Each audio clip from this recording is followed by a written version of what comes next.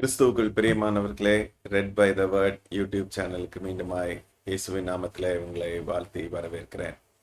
பரிசுத்த ஆவியானவரின் ஆளுகையை கொண்டு நாம் வெற்றி பெறத்தக்கதாக நம்மிலே காணப்படுகிற அவரை துக்கப்படுத்துகிற காரியங்களை விளக்கும்படியாக தியானித்து கொண்டிருக்கிறோம். அந்த வரிசையிலே இன்றைக்கு நான் உங்களோடு கூட பகிர்ந்து கொள்ள விரும்புகிற இன்னொரு குணம், நமக்கு இருக்கக்கூடாத இன்னொரு குணம் இருமாப்பு. 2 தீமோத்தேயு 3:4 இவ்வாறாக சொல்கிறது: துரோகிகளையும் துணிகரமுள்ளவர்களாயும் இருமாப்புள்ளவர்களாயும் இராமல் இருக்கிறவர்களை விட்டு விலகு அப்படின்னு இங்க குறிப்பிடப்பட்டிருக்கதை பார்க்கிறோம். இந்த இருமாப்பு அப்படின்னா என்ன? கன்சீட்டட், பீயிங் பஃப்ட் அப். அதுக்கு என்ன அர்த்தம்? ஸோ ஒரு சில வசனங்களை பார்த்துட்டு அதுக்கப்புறம் நம்ம இதை குறித்து பேசலாம். 1 கொரிந்தியர் 8:1. விக்கிரகங்களுக்கு படைக்கப்பட்டவைகளை குறித்த விஷயத்தில் நாம் எல்லோருக்கும் அறிவு உண்டென்று நமக்கு தெரியுமே. அறிவு இருமாப்பை உண்டாக்கும், அன்போ பக்தி விருத்தியை உண்டாக்கும். ஸோ இந்த இருமாப்புன்றது அன்புக்கு நேர் எதிரியாம். என்ன அப்படின்னா, அறிவு நல்லது தான். அறிவு இல்லாமல் இந்த என்ன பிரச்சனை?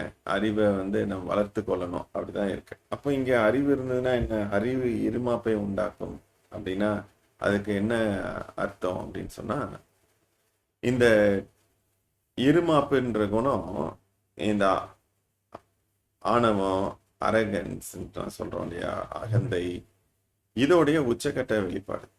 ஏதாவது ஒரு காரியம் சேர்ந்துச்சுன்னா, இப்ப என்னுடைய வழியில அது நடந்தது, அப்படிதான் நடக்கணும், இதுல தான் நடந்துச்சு, அதனாலதான் இதுல வெற்றி அப்படின்ற அந்த உச்சக்கட்ட உணர்வு. எனக்கு தெரியும்ல, அந்த ஒரு கண்டிப்பான ஒரு நிலைப்பாட்டை இது குறிக்கிறதாக இருக்குது. இன்னொரு வசனங்களை கூட பார்க்கலாம். 1 தீமோத்தேயு 6:3-4. ஒருவன் நம்முடைய கர்த்தராகிய இயேசு கிறிஸ்துவின் ஆரோக்கியமான வசனங்களையும் தேவ பக்திக்கேற்ற உபதேசங்களையும் ஒப்புக்கொள்ளாமல் வேற்றுமையான உபதேசங்களை போதிக்கிறவனானால் அவன் இருமாப்புள்ளவனும் ஒன்றும் அறியாதவனும் தர்க்கங்களையும் வாக்குவாதங்களையும் பற்றி நோய் கொண்டவனுமாய் இருக்கிறான். அவைகளாலே பொறாமையும் சண்டையும் தூஷணங்களும் பொல்லாத காரியங்களும் தான் நடக்கும் அப்படின்னு அங்க குறிப்பிடப்பட்டிருக்கிறத பார்க்கிறோம்.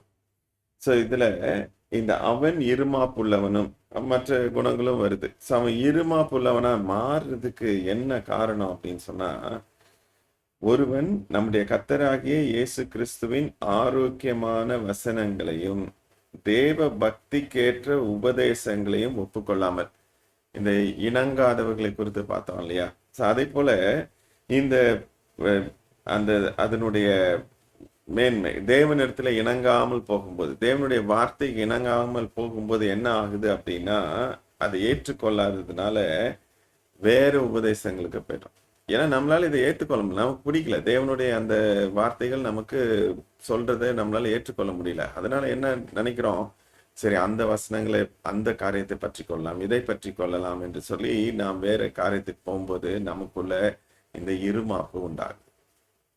அப்படியே ஒரு கன்சீட்டட் பிஹேவியர் நமக்குள்ள வருகின்றதாக இருக்கிறது. 1 கொரிந்தியர் 4:6 இப்படியாக பவுல் அப்போஸ்தலன் எழுதுறாரு. என்ன? சகோதரரே, எழுதப்பட்டதற்கு மிஞ்சி என்ன வேண்டாம் என்று நீங்கள் எங்களாலே கற்றுக்கொள்ளவும், ஒருவன் நிமித்தமும் மற்றொருவனுக்கு விரோதமாய் இருமாப்படையாதிருக்கவும் நான் உங்கள் நிமித்தம் என்னையும் அப்பல்லோவையும் திருஷ்டாந்தமாக வைத்து இவைகளை எழுதினேன். அப்படின்னா இங்க பாத்தீங்கன்னா அளவுக்கு மிஞ்சி எழுதப்பட்டிருக்கு. ஒரு பிரச்சனையை குறித்து பொருந்தியருக்கு எழுதுறாரு பவுல். அப்போ எழுதும் போது அந்த இடத்துல அதுல என்ன, நீங்க எப்படி கற்றுக்கொள்ளணுமா, எங்களாலே கற்றுக்கொள்ளவும், ஒருவன் நிமித்தம், உங்களுக்குள்ள என்ன ஆயிடக்கூடாதுன்னா, உன் வழி அவன் வழி, என்னுடைய நான் நினைச்ச மாதிரி இப்படி என்று சொல்லி பேசி உங்களுக்குள்ள என்ன வந்துடக்கூடாது, அந்த அகந்தை, ஆணவம், இதோடைய உச்சகட்டமான இந்த இருமாப்பு உங்களுக்குள்ள வந்துடக்கூடாது. ஏன்னா அது நேரிடையாக தேவனுடைய அன்புக்கு விரோதமாக இருக்கு. தேவனுடைய அன்பை குறித்து சொல்லும்போது அன்பில்லாதவன் தேவனை அறியான் என்று சொல்லப்பட்டிருக்கு. அப்போ நமக்கு எல்லா அறிவும் இருந்து அந்த அறிவு நம்ம தேவனை இழந்து போக செய்யுமானால், அது நம்ம இருமாப்புண்டாக்கி தேவனுக்கு விரோதமாக காணப்படும் என்று சொன்னால், அது நமக்கு பரிதாபமான ஒரு காரியமாக காணப்படும். இன்னொரு வசனத்தை கூட பேதுரு எழுதுறாரு, அதை பார்க்கலாம். 1 பேதுரு 5:3-4 பார்க்கலாம். சுதந்திரத்தை இருமாப்பாய் ஆளுகிறவர்களாய் அல்ல, மந்தைக்கு மாதிரிகளாகவும் கண்காணிப்பு செய்யுங்கள். அப்படி செய்தால் பிரதான மேய்ப்பர் வெளிப்படும் போது மகிமை உள்ள வாடாத கிரீடத்தை பெறுவீர்கள். நீங்க தேவனிடத்திலிருந்து நீங்க அப்ரிசியேஷன் பெறணும்னா, பாராட்ட பெற வேண்டும் என்று சொன்னால், நீங்க எப்படி இருக்கணுமா, மந்தையை இருமாப்பாக ஆளுகிறவர்களாக, முன்மாதிரியாக இருக்கணுமா. இருமாப்பாக ஆளுகிறவர்களாக இல்லாதபடிக்கு முன்மாதிரிகளாக. அப்படின்னா என்ன, என் வழியில அப்படின்னு இல்லை, வாழ்ந்து காட்டுறது, அங்கே செயல்படுவது. அந்த இடத்துல என்ன இருக்கும், அப்போ இணக்கத்திற்கும் ஆணவத்திற்கும் என்ன இருக்கும், நான் எனக்கு என் வழி, நான் சொல்றதுதான், நான் நினைக்கிறது தான், இப்படிதான் செய்யணும், அப்படி செய்யக்கூடாது, இந்த ஐயோ அப்படி, இந்த மாதிரி உணர்வுகள் எல்லாம் பொங்கி எழும்போதுதான் அந்த இருமாப்பு குடிகொண்டு இருக்கிறதை நான் பார்க்க முடியும். அதற்கு மாறாக தேவனுடைய வார்த்தை என்ன சொல்லி தந்திருக்கு நமக்கு, அன்பா இருங்க, விட்டு கொடுங்க, மன்னிங்க, பொறுத்து போங்க, சகலத்தையும் சகிச்சுக்கோங்க. இந்த வழியை குறித்து என்ன செய்யாதீங்க, ஒரே வழி, நமக்கு எல்லாம் இருக்கிற ஒரே வழி, நானே வழியும் சத்தியமும் ஜீவனுமா இருக்கிறேன் என்று இயேசு கிறிஸ்துவின் வழிதான், அந்த குறுகலான பாதை தான். வேற மாற்று பாதை, மாற்று வழிகள் கிடையாது. அப்படி இருக்கும்போது என்னுடைய வழி என்று சொல்லி நான் போராடுகிறவர்களாக நம்ம இருந்தோம்னா, அந்த வாடாத கிரீடத்தை, மகிமை உள்ள வாடாத கிரீடத்தை நம்மளால பெற முடியுமா என்ற சந்தேகம் எழுகின்றது. மாதிரியாக நம்ம வாழணும். நம்ம இருமாப்பா ஒரு சிச்சுவேஷன்ல ஒரு காரியத்தை செய்ய சொன்னா, இன்னைக்கு இருமாப்பா அப்படியே அதுல ஆதிக்கம் செலுத்தணும், ஆளுகை செய்யணும்னு நினைக்கிற எண்ணம் இருக்கக்கூடாது. ஆளுகை செய்கிற தேவன் மட்டுமே. அப்படிப்பட்டவர்களாக நம்ம இந்த 2 கொரிந்தியர் 12:20 வசனத்தை மட்டும் பார்த்து நம்ம நிறைவு செய்வோம். ஆகிலும் நான் வந்து உங்களை என் மனதின் படி இருக்கிறவர்களாக காணாமலும், நான் உங்கள் மனதின் படி இருக்கிறவர்களாக காணப்படாமலும் இருப்பேனோ என்றும், விரோதங்கள், வைராக்கியங்கள், கோபங்கள், வாக்குவாதங்கள், புறம் கூறுதல், கோட்சொல்லுதல், இருமாப்பு, கலகங்கள் ஆகிய இவைகள் உங்களுக்குள்ளே உண்டாயிருக்குமோ என்றும் நான் பயப்படுறேன் அப்படின்னு சொல்லி பவுல் அப்போஸ்தலன் சொல்றான். ஸோ ஆண்டவருடைய வார்த்தையை கேட்காம, அதை தியானிக்காம, அதற்கு இணங்காமல் இருந்தாம் என்று சொன்னால் நமக்குள்ள அன்பு இருக்காது.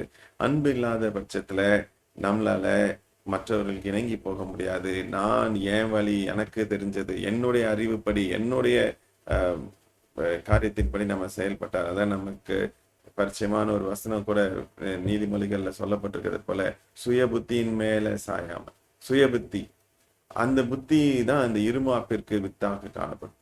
தேவனுடைய வழி, தேவனுடைய புத்தி, தேவனுடைய அறிவு நமக்கு வேணும்.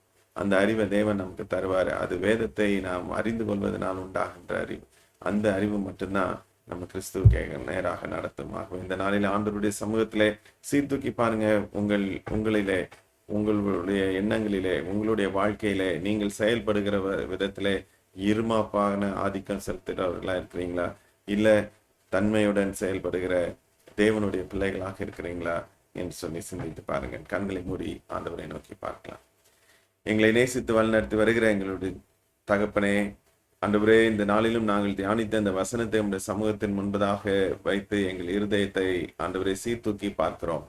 எங்களுக்குள்ளான உணர்வுகளிலே ஆண்டவரே இருமாப்பு உண்டோ என்று சொல்லி கர்த்தர் நீர் பாருங்க ஆண்டவரே.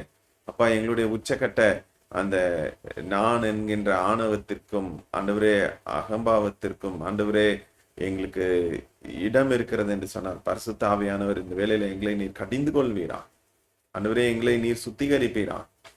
கல்வாரி இரத்தம் ஒரு விஷயம் எங்களை கழுவி சுத்திகரிக்கட்டும். நாங்கள் உம்மை போல மாற, உமக்காக எழும்பி பிரகாசிக்க கர்த்தர் நீர் கிருபை செய்யுங்க ஆண்டவரே. இந்த இருமாப்பற்ற மனிதர்களாக, தேவனுடைய பிள்ளைகளாக, உமக்கென்று சாட்சிகளாக ஆண்டவரே, முன்மாதிரிகளாக நாங்கள் வாழ்ந்து இந்த நாமத்தை மகிமைப்படுத்த அந்த வாடாத ஜீவ கிரீடத்தை பெற்றுக்கொள்ள உதவி செய்யும். எங்களை முற்றுமுடிய அந்த அன்பின் கரங்களிலே விட்டு தந்து விண்ணப்பத்தை இரட்சகராகிய இயேசுவின் நாமத்தில் ஏறெடுக்கிறோம் எங்கள் ஜீவனுள்ள நல்ல பிதாவே, ஆமென். கர்த்தர் உங்களை ஆசீர்வதிப்பாராக. தொடர்ந்து இந்த வசனங்களை தியானியுங்கள். தேவனோடு கூட நேரத்தை செலவிடுங்கள். வாழ்க்கையிலே பரிசுத்த ஆவியினால் வெற்றி பெறுங்கள்.